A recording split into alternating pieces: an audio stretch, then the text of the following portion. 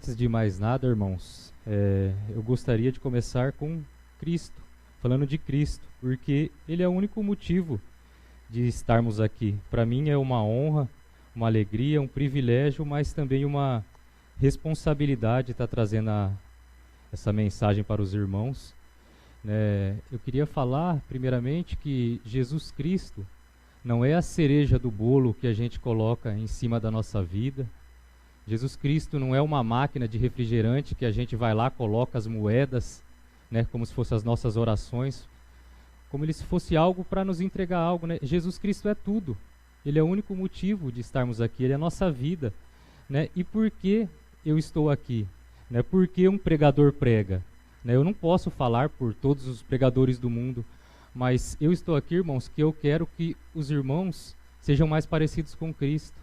O que minha esposa mais precisa é que eu seja mais parecido com Cristo. O que a igreja mais precisa de mim é que eu seja mais parecido com Cristo. E é isso que a gente precisa entender. E esse é o nosso grande problema. Como que eu sei? Porque é o meu problema também. A gente tem que ser mais parecido com Cristo. E a gente não está aqui hoje para ser entretido, a gente não veio aqui para aprender algumas doutrinas e se gloriar disso. A gente veio aqui justamente para louvar e adorar aquele que é o nosso Redentor. Cristianismo não é a gente adotar um monte de regras e conformar a nossa vida a esse monte de regras. Cristianismo não é legalismo, não é disso que eu estou falando. É a gente saber quão grande é Cristo, quão grande é a obra que Ele fez por nós, e seu amor por nós. E vendo isso, entendendo isso, a gente pode ser transformado. E é sobre isso que eu decidi falar com os irmãos nessa noite. Os irmãos, se estiverem com o semanário aí, quiserem abrir as vossas Bíblias, puderem abrir as vossas Bíblias no livro de Romanos, capítulo 3. A mensagem de hoje será do verso 27 ao 31, mas eu gostaria de estar lendo novamente o verso do 23 ao 31, para lembrarmos, se os irmãos recordam, foi o texto que eu preguei na última pregação, foi Romanos 3, 23 a 26, e hoje eu gostaria de continuar com mais 3 grandes verdades que o apóstolo nos mostra. Romanos 3, amém? Romanos 3, 23 a 31. Pois todos pecaram e carecem da glória de Deus, sendo justificados gratuitamente por sua graça, mediante a redenção que há em Cristo Jesus, a quem Deus propôs no seu sangue, como propiciação mediante a fé, para manifestar a justiça por ter Deus, na sua tolerância, deixado impunes os pecados anteriormente cometidos, tendo em vista a manifestação da justiça no tempo presente, para Ele mesmo ser justo e justificador daquele que tem fé em Jesus. Texto de hoje, 27. Onde, pois, a jactância foi de todo excluída, porque lei das obras? Não, pelo contrário, pela lei da fé. Concluímos, pois, que o homem é justificado pela fé, independente das obras da lei. É porventura Deus somente dos judeus? Não, é também dos gentios. Sim, também dos gentios, visto que Deus é um só, o qual justificará por fé o circunciso e mediante a fé o incircunciso. Anulamos, pois, a lei pela fé? Não, de maneira nenhuma. Antes confirmamos a lei. Vamos orar, irmãos? Senhor Deus, obrigado, Pai, pelo privilégio de estar na Tua casa, para poder Te louvar, Te adorar, agradecer por tudo que o Senhor tem feito em nossas vidas, por o Senhor falar em nossos corações através da Tua palavra. Deus, eu sou fraco, eu sou pecador, o Senhor conhece o meu coração, mas me ajuda nessa noite, Pai, fazer esse texto ficar mais claro. Pai, nos conforma a imagem do Teu Filho a cada dia, pois eu creio no Espírito Santo. Nos ajuda, Pai, nessa noite. Em nome de Jesus. Amém.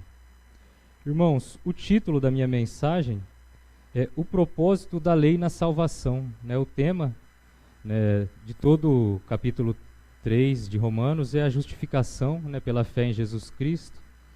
E a proposição do meu texto que eu queria trazer para os irmãos nessa noite é: a salvação é do começo ao fim uma obra de Deus, né? Do verso 27 ao 28, nós vamos ver que não há motivo de orgulho. Do 29 ao 30, né, nós veremos que não há distinções entre os filhos de Deus. E no 31, nós veremos que não há contradição entre a lei e a fé. Neste texto que acabamos de ler, o apóstolo Paulo diz que Deus fez algo novo, que há um plano de salvação, a justiça de Jesus Cristo. Ele nos explicou nos versos 23 ao 26 como esse plano foi realizado. E agora, no verso 27 ao 31, ele vai falar outras séries de consequências ou características, dessa grande salvação. Como eu disse na minha última pregação, do 23 ao 26, nós vimos que a salvação é somente mediante a fé em Jesus Cristo, a parte de obras. Nós falamos do verso 23, que foi o estado da humanidade e a sua necessidade universal.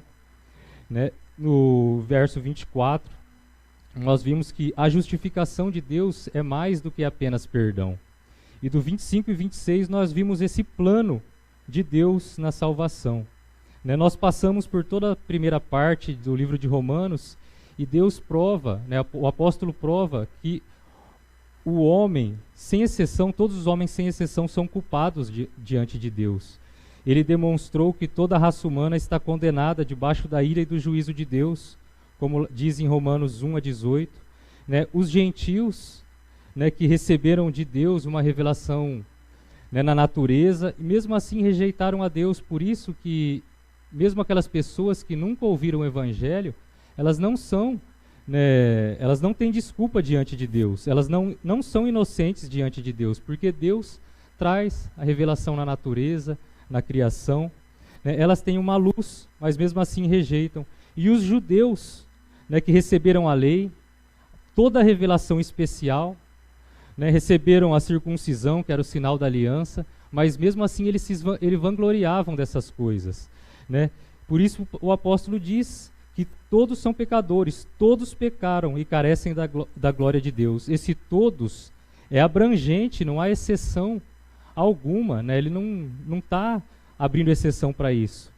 Por isso que também lá no começo da carta ele escreve, Romanos 1 a 16, pois não me envergonhe do Evangelho, porque é o poder de Deus para a salvação de todo aquele que crê, primeiro os judeus e também do grego, que é o gentil.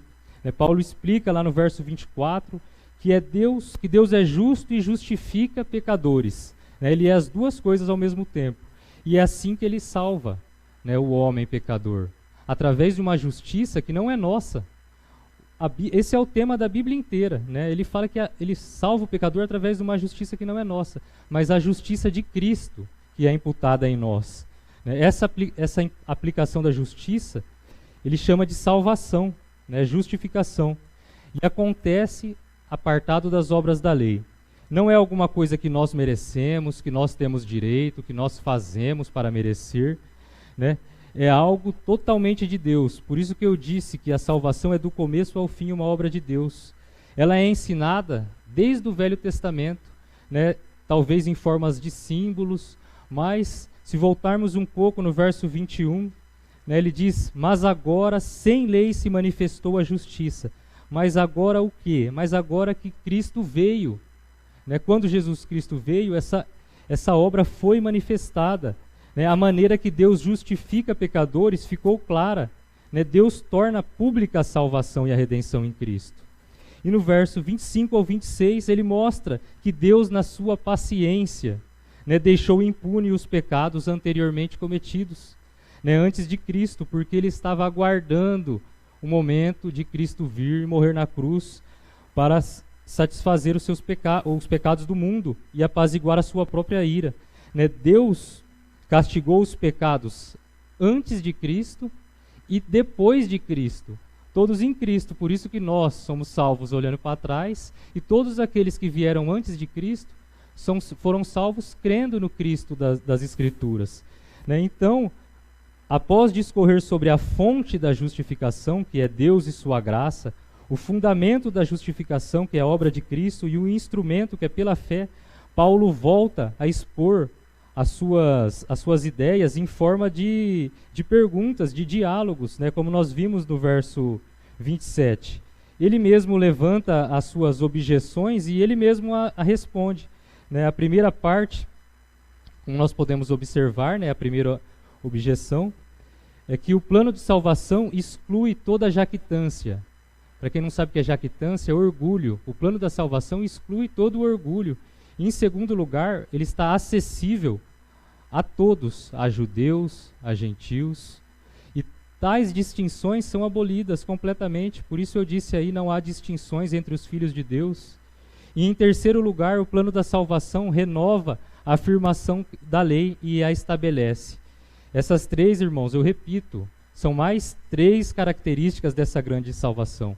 Mas por que o apóstolo Paulo, né, não terminou nesse texto magnífico que ele fala sobre a obra de Cristo? Porque ele acrescentou essas três perguntas e respostas. Ele faz isso pela grandeza do assunto. Né? O apóstolo Paulo, ele era um pregador, ele era um pastor, ele era um pregador evangelista. Ele não estava preocupado com o estilo literário do texto. Ele queria que as pessoas entendiam realmente o que o texto estava dizendo. Né? E, em segundo lugar, em vista do nosso estado pecaminoso, é essencial que essa obra de Cristo seja explicada tanto positivamente como negativamente. E, em terceiro lugar, ele estava lidando com uma dificuldade muito grande que existia naquele tempo. Né? Ele diz que o apóstolo Pedro, em Atos 10-11, Jesus tinha se revelado a ele, Deus tinha se revelado, ele tinha mostrado a ele o lençol que descia, né, mostrando a ele que os gentios também seriam alcançados. Ele prega aos gentios, mas depois ele volta atrás. Né, e Paulo diz que teve que resistir-lhe na cara, né, em Gálatas 2:11. E o apóstolo era sabedor disso, né, e ele volta a tratar desse assunto. Né, não com meras declarações positivas. Enquanto as pessoas não tiverem um entendimento da verdade, nós devemos perseverar nessa verdade. Portanto, vamos examinar o que ele diz agora no nosso texto. Primeiro ponto, não há motivo de orgulho. Verso 27. Onde, pois, a jactância? Foi de todo excluída.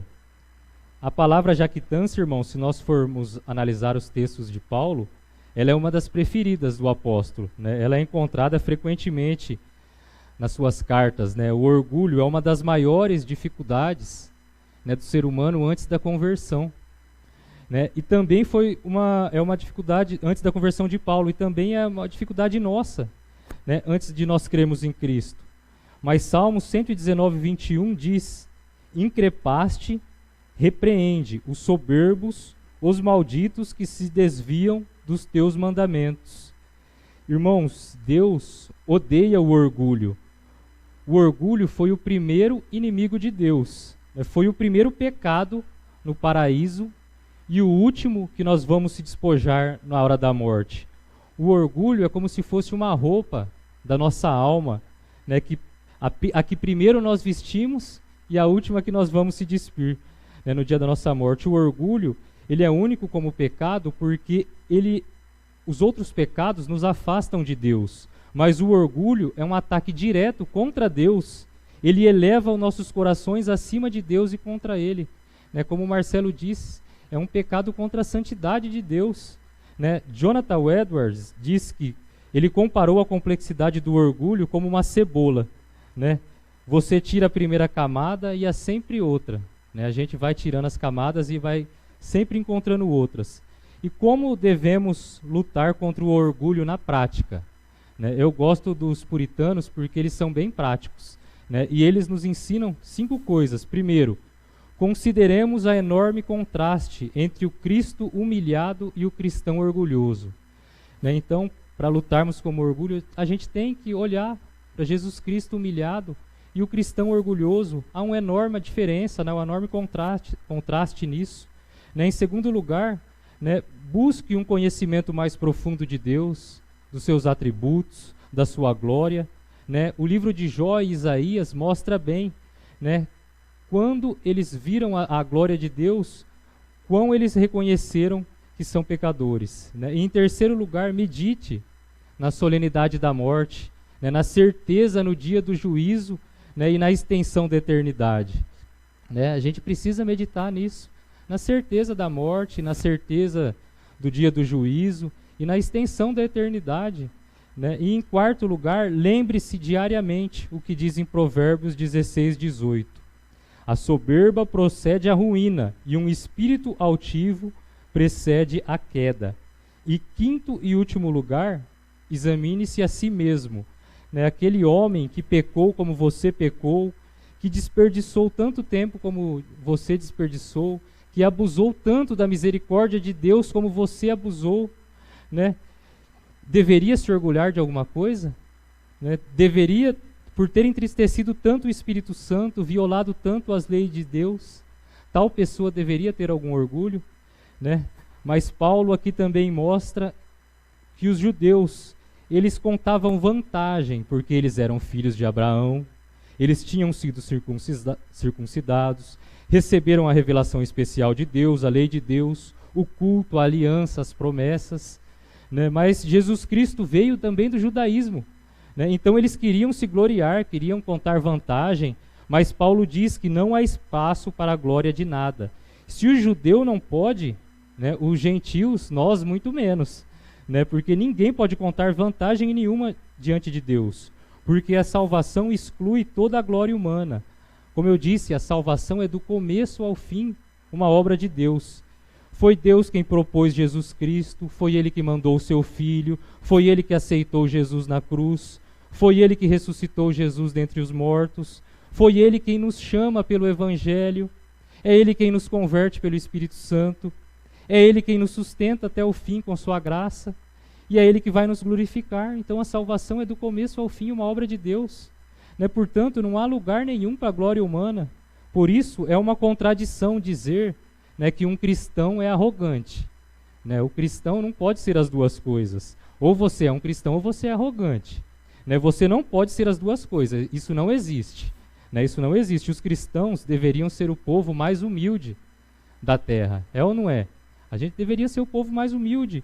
Porque quando a gente entende isso, que é tudo pela graça, que é tudo pela misericórdia, a gente vai olhar para os pecados dos outros e a gente vai ter misericórdia. Porque Deus teve misericórdia conosco. Né? Então a base do perdão, da reconciliação e do convívio dentro da própria igreja é essa doutrina que nós estamos vendo, da justificação pela fé. Mas a pergunta de Paulo é, onde está a jactância? Ele mesmo responde, foi de todo excluída. Verso 27, que ela seja excluída da minha vida, da nossa vida, nós que entendemos que a justificação é de fato pela fé. Mas o apóstolo ele não se detém aí. O verso 27, porque lei das obras? Não, pelo contrário, pela lei da fé.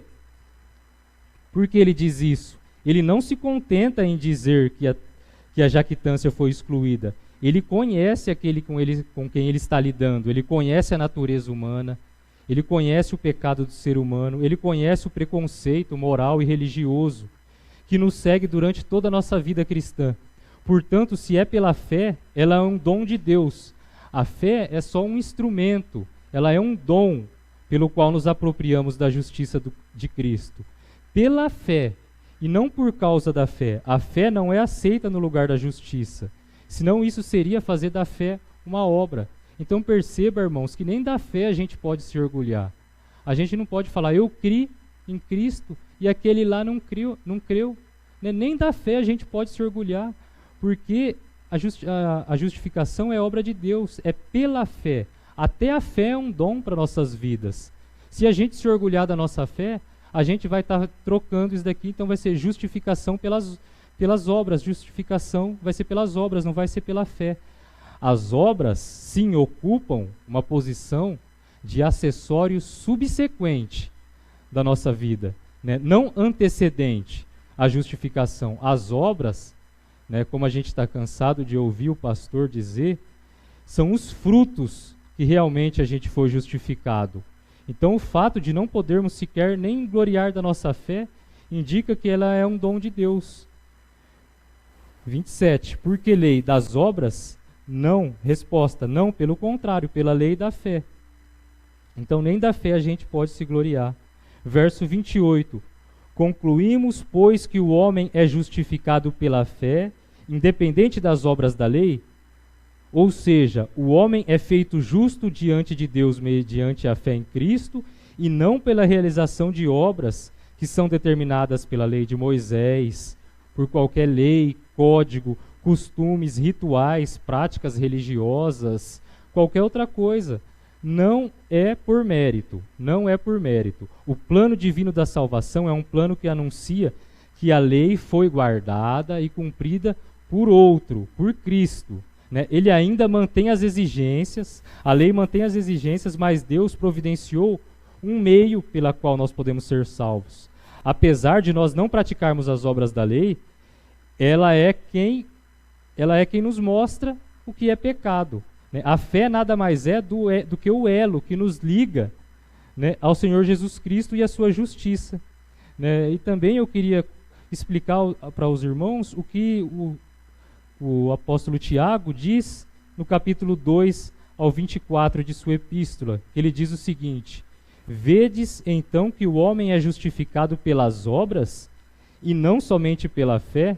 Né? É aqui que os críticos entram, né, dizendo que a Bíblia se contradiz, dizendo que ela não é inerrante. Né? Até mesmo Martinho Lutero caiu nessa armadilha e chamou a epístola de Tiago de epístola de palha. Né? Ele não deveria ter caído nessa armadilha. Né? Esse é o perigo, irmãos, de a gente extrair versículos isoladamente, né, e comparar Tiago 22 a 24 com Romanos 3 a 28. Irmãos, toda a Escritura ela deve sempre ser lida, né, em seu contexto, do conjunto que ela se localiza. Né? A gente deve ler toda a passagem, né, e procurar descobrir o que o autor pretende dizer.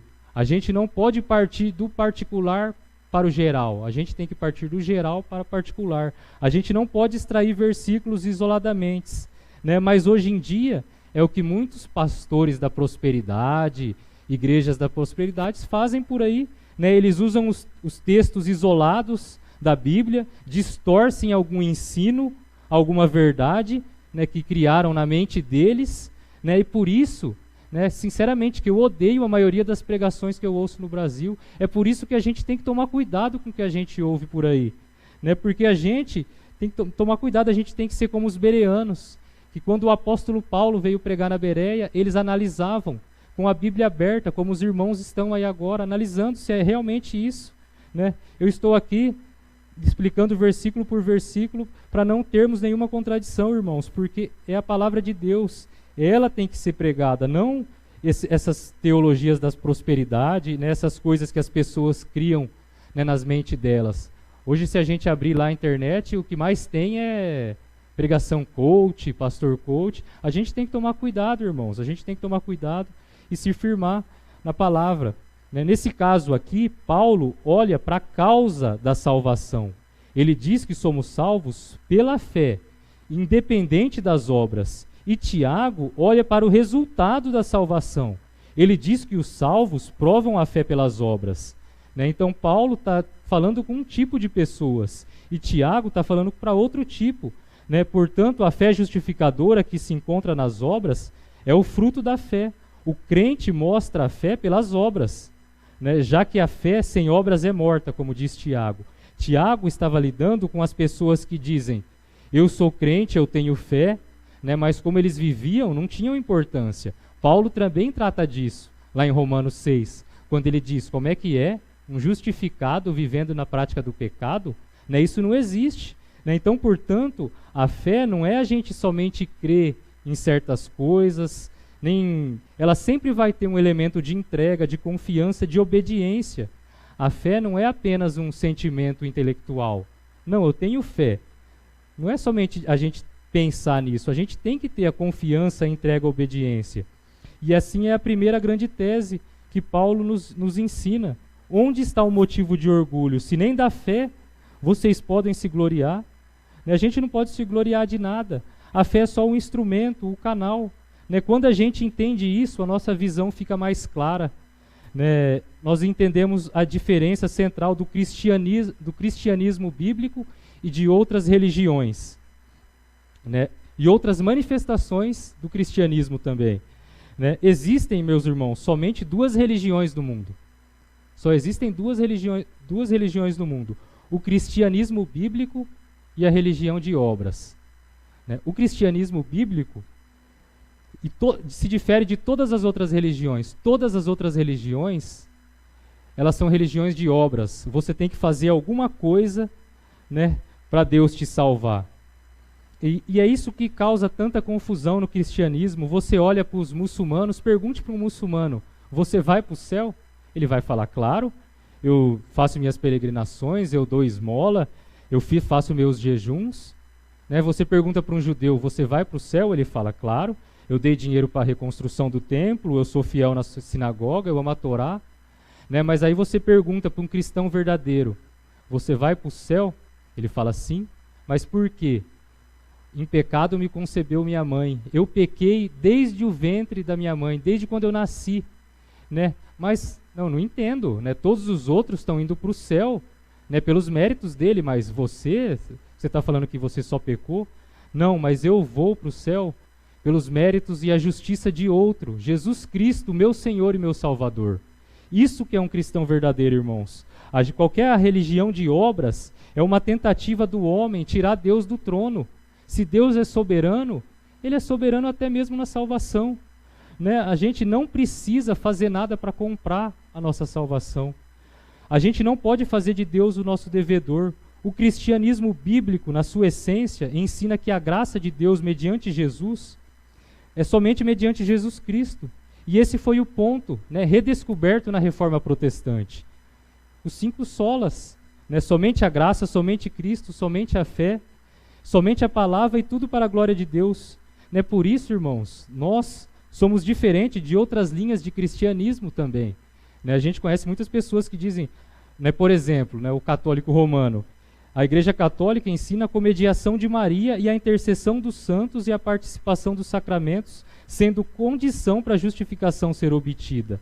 Né, mas essa é a grande questão, né, que nós somos diferentes deles. Não é que eles negam a justificação pela fé. Não, o problema é o mais que vem depois. A justificação pela fé, mais a intercessão dos santos, mais os sacramentos. Né? Então, de maneira geral, para a gente sabermos, né, a gente para aplicar isso em toda e qualquer religião, a salvação é pela fé em Cristo, mais dar o dízimo, mais guardar o sábado, mais alguma coisa, não é o cristianismo bíblico. Né? Se tiver o mais, já não é a doutrina bíblica da justificação pela fé, que é sem obras da lei, que é a conclusão do apóstolo no versículo 28. Concluímos, pois, que o homem é justificado pela fé, independente das obras da lei.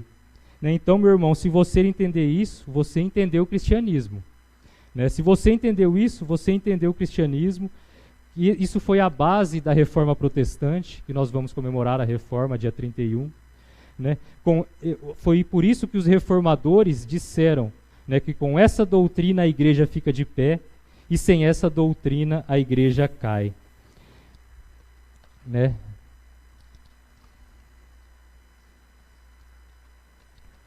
Item 2. Não há distinção entre os filhos de Deus, verso 29 a 30. 29. É porventura Deus somente dos judeus? Não, o é também dos gentios. Sim, também dos gentios. Visto que Deus é um só, o qual justificará por fé o circunciso e mediante a fé o incircunciso. No verso 29, irmãos, né, os judeus sabiam que eles tinham uma relação especial com Deus, mas essa relação especial não excluíam os outros povos. Né? A doutrina da justificação pela fé não exclui, ela exclui qualquer possibilidade de orgulho, mas ela também exclui qualquer possibilidade de elitismo ou discriminação. Deus não é um Deus de um único povo. Ele é o único Deus vivo e verdadeiro que estabeleceu um único meio de salvação, a fé em Cristo, tanto para o judeu quanto para o gentil. Ambos que tiveram que ser salvos pela mesma maneira. E é precisamente o argumento que aqui, né, que Paulo traz, que a cruz de Cristo rompeu e derrubou para sempre a parede de separação que havia entre o judeu e o gentil. 2 Coríntios 10:17. aquele que se gloria, glorie-se no Senhor. Este homem que costumava se jactar tanto dos seus méritos pessoais, do seu nascimento, de todas as suas realizações, passou a vê-las como esterco, né, e como perda. E como ele diz depois em Gálatas 6,14, mais longe de mim esteja a gloriar-me, senão na cruz do nosso Senhor Jesus Cristo. Portanto, o verso 29, aqui ele diz que o apóstolo Paulo corta de uma vez por todas, né, a razão de exclusividade dos judeus. Ele mostra que não há diferença. Verso 23, todos pecaram. Verso 24, a providência da redenção de Deus é para todos. E 25 e 26, a condição da salvação a todos os eleitos. Né? Então, ele corta de uma vez por todas. Ele diz no verso 30, Deus é um só. Paulo apelou para uma confissão fundamental da religião do Antigo Testamento. Né? Em Deuteronômio 6:4 diz que Deus é o único Senhor. Ele estava apelando para algo que certeza que o judeu iria concordar. Né? Para o judeu só havia um Deus verdadeiro. E nesse ponto eles estavam corretíssimos. Né? Nós também concordamos, só existe um Deus. Né? Mas se existe um Deus, ele não é o Deus somente dos judeus. Ele é o Deus dos judeus, como dos gentios, como de todos os povos. Mesmo que aqueles povos os rejeitem, né, e criam lá os seus deuses pelas suas mentes. Mesmo assim, ele continua sendo Deus desses povos, mesmo que eles não reconheçam. Né? O mesmo Deus que lidou com Israel, também lida com os gentios, né, segundo a sua misericórdia, porque há um único meio de salvação, tanto para judeus quanto para os gentios. Né? É por isso que nós dizemos que o Senhor Jesus Cristo é o Salvador do mundo. Né? E no final do verso 30 ele diz, por fé o circunciso e mediante a fé o incircunciso. Ora, se Deus é um só e justifica mediante a fé o circunciso judeu e mediante a fé o circunciso gentil, e se ele é Deus de ambos, significa que o caminho é o mesmo para ambos, não tem nenhuma diferença. Então, que valor tem a circuncisão se eles não eram salvos por elas, né? E Paulo, posteriormente, ele diz em Colossenses que o batismo é a circuncisão do Novo Testamento, né? Mas aí eu lhe pergunto, você é salvo pelo batismo? Sim ou não? Né? Não é. Então por que você se batiza? É porque o batismo, meu irmão, é o selo, é o sinal da nossa fé, é o sinal visível da graça de Deus. É um testemunho externo, uma evidência, né, interna que a justificação aconteceu. É um testemunho para o mundo. Né? Mas o problema aqui é que os judeus estão substituindo o símbolo pela coisa que o símbolo significa. Né? Só tem valor se a mudança realmente aconteceu. Não existe valor se você... eu vou me batizar para ser salvo. Não, se você não mudar. Né? É a mesma coisa. Né? Aliança de casamento. Né? Não tem valor você usar uma aliança se você não respeita a sua esposa. É a mesma coisa a bandeira de um país ali, não. A bandeira do Brasil. Né? Se você não respeita o seu país, não adianta você falar que ama ali a bandeira. Né? Portanto, a salvação não é garantida pela circuncisão, nem impossibilitada pela circuncisão. Né? Porque qualquer um que Deus justifica é pela fé. Né? Então, resumindo, né, a grande tese do princípio que o apóstolo destaca, que somente há um meio de salvação, e que esse único meio de salvação é para todos quantos são salvos. E não existe outro meio, não existe outra alternativa. Né? O plano divino de salvação aboliu todas as distinções entre as pessoas. E essa é a mensagem do verso 29 e 30. Paulo diz que todos nós estamos na mesma condição. Todos precisamos do Evangelho e da mesma maneira, porque todos pecaram e carecem da glória de Deus. Esse é o único meio pelo que qualquer pessoa pode ser salva. 1 Timóteo 2,5, porque há um só Deus e um só mediador entre Deus e os homens, Cristo Jesus, o homem. E João 14,6, respondeu-lhe Jesus, eu sou o caminho, a verdade e a vida, e ninguém vem ao Pai senão por mim. Que Deus tenha misericórdia de nós, irmãos, e abra nossos olhos para que vejamos claramente nessa doutrina, essas verdades, e lutemos por elas. E desfrutemos das bênçãos que ela nos traz. Né? Item 3 aqui, vamos passar para o item 3.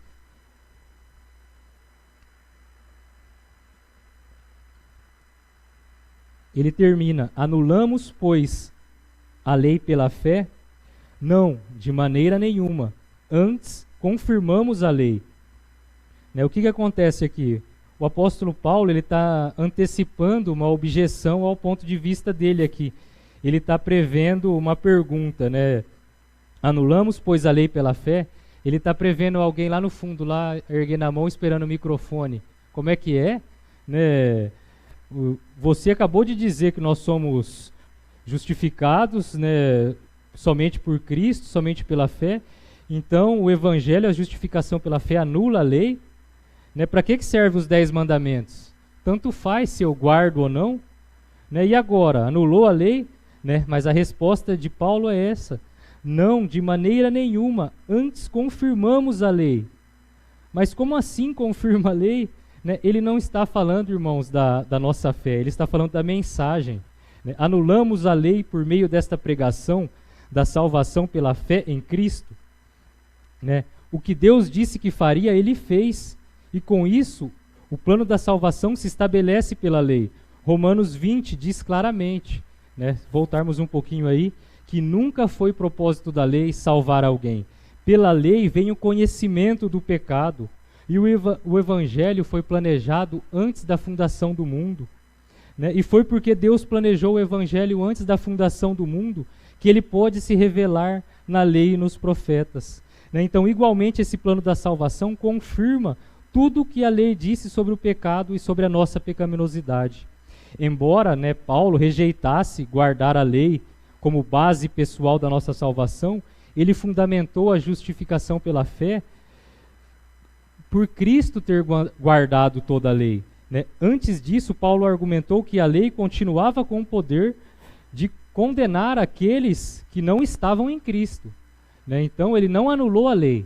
E ele ainda confirma que a lei tem poder para condenar todos aqueles que não estão em Cristo. É isso que ele está dizendo nesse texto. E Martinho Lutero foi quem melhor explicou isso, também isso. Né? Trouxe Martinho Lutero falando que a epístola é de palha, e também algo que ele falou bem. Né? Martinho Lutero diz que a lei nos manda para Cristo, a lei nos manda a Cristo para a justificação, e Cristo nos manda de volta a lei para a santificação. Então, uma pessoa que foi salva somente pela graça e não pelas obras da lei, pergunta: meu Salvador, me salvaste e merecidamente, né, o que posso fazer para te agradar? Né? Resposta de Deus, Êxodo 23 a 17. O que é Êxodo 23 a 17? Os 10 mandamentos. Senhor, a resposta de Deus: não terá outros deuses diante de mim, né? Me ama acima de qualquer outra coisa. Os 10 mandamentos. A lei nos leva a Cristo, porque a lei diz: fuja, porque eu vou te condenar, né? Para a gente se abrigar nos braços de Cristo. E nosso Senhor e Salvador nos recebe e diz: seja bem-vindo, né? Mas agora você vai voltar, né? Você vai voltar como perdoado, como justificado, mas vai cumprir toda a lei como forma de gratidão. Né? Então, portanto, meu irmão, é assim que a lei é confirmada pelo Evangelho, como nossa norma de gratidão. Né? De forma nenhuma a lei anula, o Evangelho anula a lei. Ela é nossa norma de gratidão. Né? A gente, né, você é um pecador miserável, você foi justificado pela fé mediante a graça, sem obras da lei. E como você vai viver? Né? Cumprindo a lei, os 10 mandamentos. É assim que você vai agradar a Deus. A lei não é nosso caminho de salvação, mas é a nossa norma de gratidão. Né? O título da minha mensagem: qual é o propósito da lei na salvação? Aqui o propósito: a lei não é nosso caminho de salvação, mas ela é nossa norma de gratidão. É nesse sentido, né, que nas outras religiões você guarda a lei para ser salvo, mas no cristianismo bíblico, como eu disse, primeiro você é salvo e depois você volta para guardar a lei como expressão de gratidão sua por ter sido salvo. Esse é o sentido que o Evangelho não anula a lei. Ela confirma a necessidade e continua dizendo: você é um pecador, Otávio. Corra para o sangue do Cordeiro, arrependa-se, mude, confesse, entregue-se a Deus, clame pelo sangue de Cristo. A lei permanece sendo a expressão da vontade santa de Deus, mas é nossa norma de gratidão de como a gente vai guiar a nossa vida. A lei e a fé não são opostas, elas não são contraditórias, não são divergentes, não estão em oposição uma da outra. A fé não anula a lei, nem dispensa a lei. Né? A função da lei é nos expor realmente e nos condenar, né? Nos prender na prisão do pecado, até que Cristo venha para nos libertar. É assim, a fé justifica aqueles que a lei condena.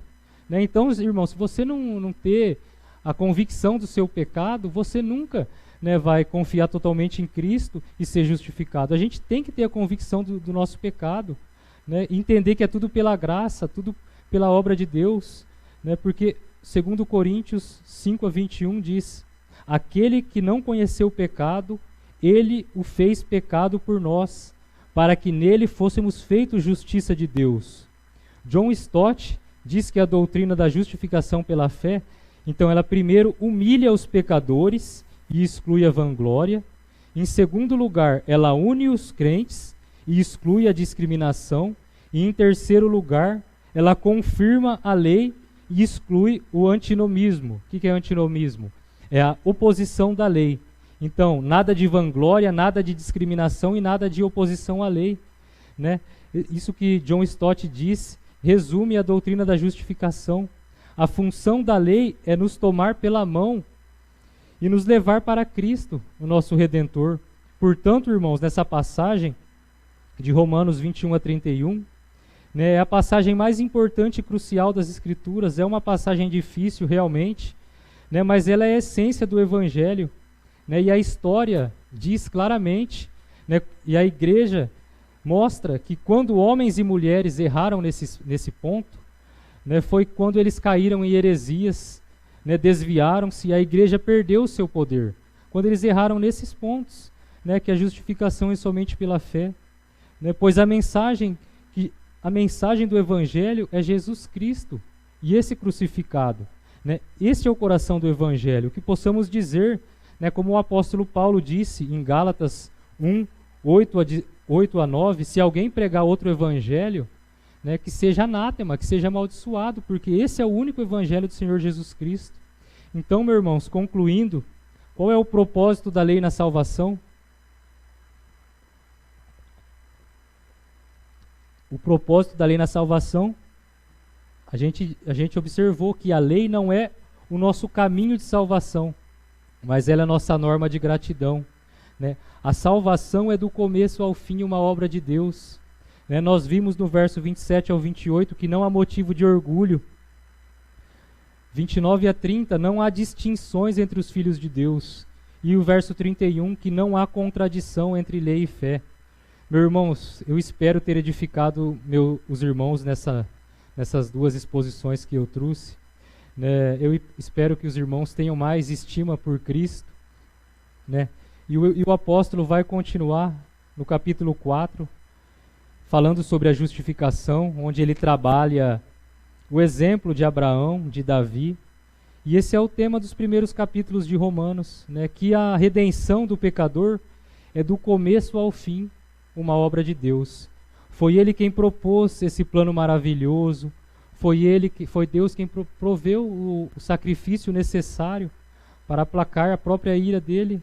O Evangelho nos ensina que não é o homem que vem à procura dele, é Deus que vai à procura de nós. Que Deus maravilhoso que nós servimos. Irmãos, nós temos uma responsabilidade muito grande. Olha o que nos foi confiado, olha o compromisso que nós temos aqui. Olha a responsabilidade. Amar a Deus é nossa norma de gratidão. Mas o que é amar a Deus? Não pecar pela consequência do pecado não significa nada para Deus.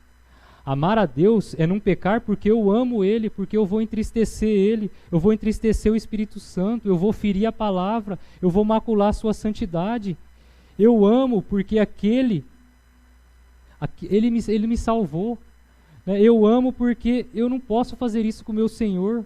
Né? Não, eu não vou pecar, eu tenho uma aliança com Deus. Né? Não pela consequência do pecado, né? Porque nós temos um pacto com Ele.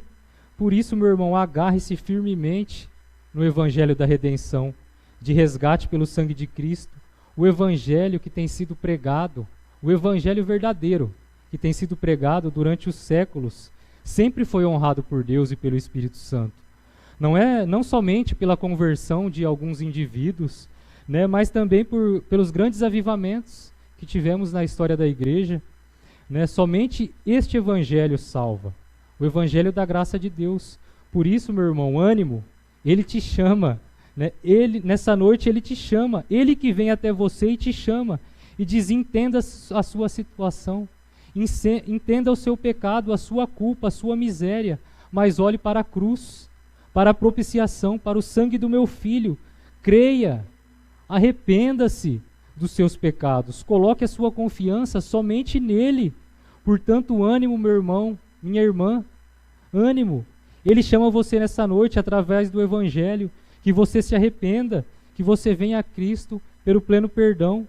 Cristo é a maravilha das maravilhas, irmãos. Ele é tudo. O cristianismo não é sobre resultados, né? Não é mesmo, como eu disse, uma religião moral, né? É a história de redenção, de salvação, através da pessoa de Cristo. E quando o homem entende isso, né, essa coisa começa a envolvê-lo e ele começa a viver como deve viver. Então, meu irmão, busque a Cristo, né? Eu imploro a você, não perca a sua vida a não ser por Cristo. A Ele seja dada toda a honra e toda a glória. Aleluia ao Cordeiro de Deus. Amém? Passo para o louvor.